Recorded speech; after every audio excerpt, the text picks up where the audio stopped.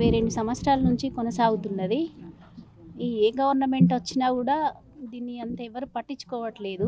ఇవాళనేమో వేరే ట్రస్ట్ వాళ్ళకు ఆషాఢ మాసం సందర్భంగా మన కాసం ఫ్యాషన్స్ కిలో చీరలు కొనండి, అరకిలో చీరలు ఉచితంగా పొందండి. అక్షయ పాత్రకు ఇస్తామంటున్నారు.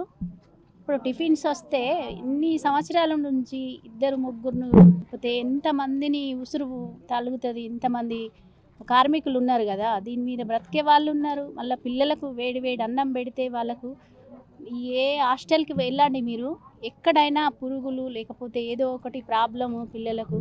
కానీ మధ్యాహ్న భోజనం ఇదే ఆఫీస్లో మొన్న మీటింగ్ జరిగింది.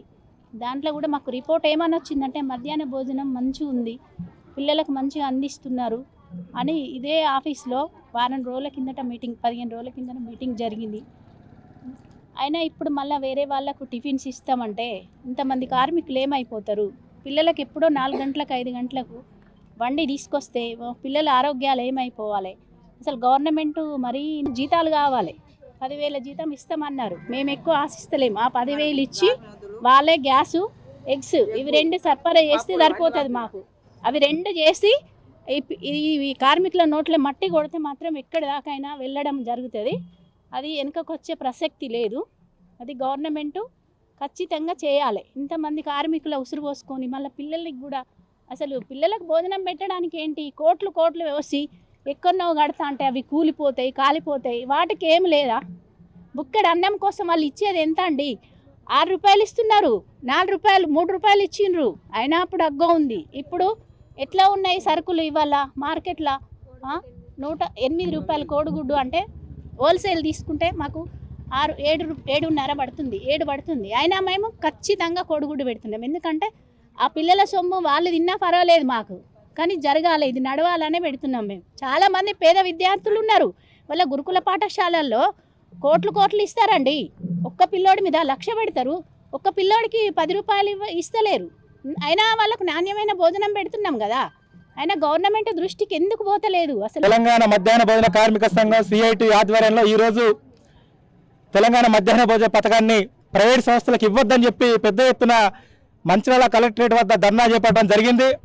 ప్రాణంగా తెలంగాణ రాష్ట్ర ప్రభుత్వం ఏదైతే ప్రభుత్వ పాఠశాలల్లో విద్యార్థులకి నాణ్యమైన భోజనం వడ్డిస్తామని చెప్పేటువంటి నిర్వాహకుల సమస్యలు పరిష్కరించకపోగా ఇవాళ నిర్వాహకులను తొలగించే విధంగా ఇవాళ ప్రైవేటు సంస్థలకు అప్పచెప్తా ఉంది.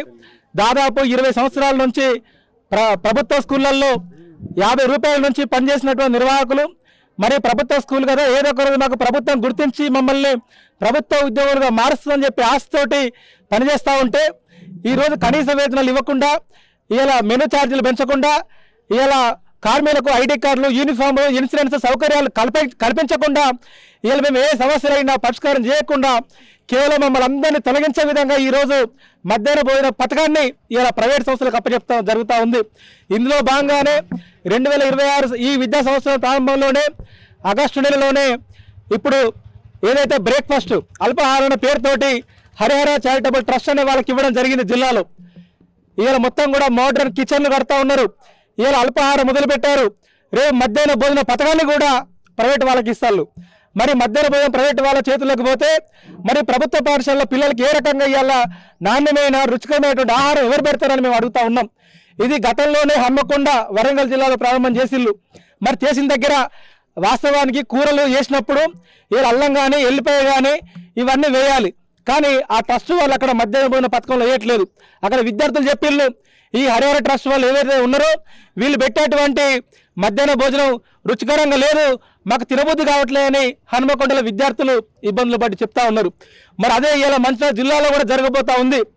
మేము ఇప్పటికే హెచ్చరిక చేస్తూ ఉన్నాం రాష్ట్ర ప్రభుత్వానికి కానీ మంచిర్యాల జిల్లాలో ఉన్నటువంటి జిల్లా అధికారులకు హెచ్చరిక చేస్తూ ఉన్నాం. మీరు జిల్లాలో కనుక మధ్యాహ్న భోజనం పెడితే మాత్రం ఊరుకునేది లేదు, ప్రైవేట్లకు ఇవ్వద్దు. ఇప్పుడు ఎట్లయితే కొనసాగడం జరిగిందో ఇలా మధ్యాహ్న భోజన నిర్వాహకుల ద్వారానే మధ్యాహ్న భోజనం పెట్టాలి. అదేవిధంగా ఎన్నికల ముందు మా ఓట్లు వేయించుకున్నారు, ఎన్నికలు అయిపోయినాయి, సీట్లు వచ్చినాయి. ఇలా మంత్రి పదవి కోసం మీరు కొట్లాడుతూ ఉన్నారు కానీ మా సమస్యలు మాత్రం పరిష్కారం చేయట్లేదు. కాబట్టి మీ సీట్ల పైన శ్రద్ధ ఇవాళ మా పైన పెట్టాలి. లేకపోతే మాత్రం ఈ జిల్లాలో ఉన్న ఎమ్మెల్యేల ఇండ్ల ముందు ముట్టడి చేస్తాం. ఈ జిల్లాలో ఉన్న ఏకైక మంత్రి వివేక్ గారు ఉన్నారు కార్మిక శాఖ మంత్రిగా. ఇలా కార్మిక సమస్యలు మీరు పరిష్కారం చేయట్లేదు. ఇలా పరిష్కారం చేయమంటే ఇందిరమ్మ గారి పేరు చెప్తా ఉన్నారు. ఇవాళ విదేశీ పెట్టుబడులు అని చెప్తా ఉన్నారు, ఇవాళ మొత్తం జర్మనీ భాష అని చెప్తా ఉన్నారు. మరి తెలంగాణ రాష్ట్రంలో మంచిర్యాల జిల్లాలో ఉన్నటువంటి కార్మికులు మీ కోట్లేషీళ్ళు మరి మా పరిస్థితి అంటే మేము ప్రశ్నిస్తూ ఉన్నాం. మా సమస్యలు పరిష్కారం చేయకపోతే ఈ జిల్లాలో ఉన్న మంత్రి గారు కానీ ఎమ్మెల్యే ఇళ్ళ ముట్టడి చేస్తామని చెప్పి ఈ రకంగా ప్రభుత్వాన్ని హెచ్చరిక చేస్తూ ఉన్నాం.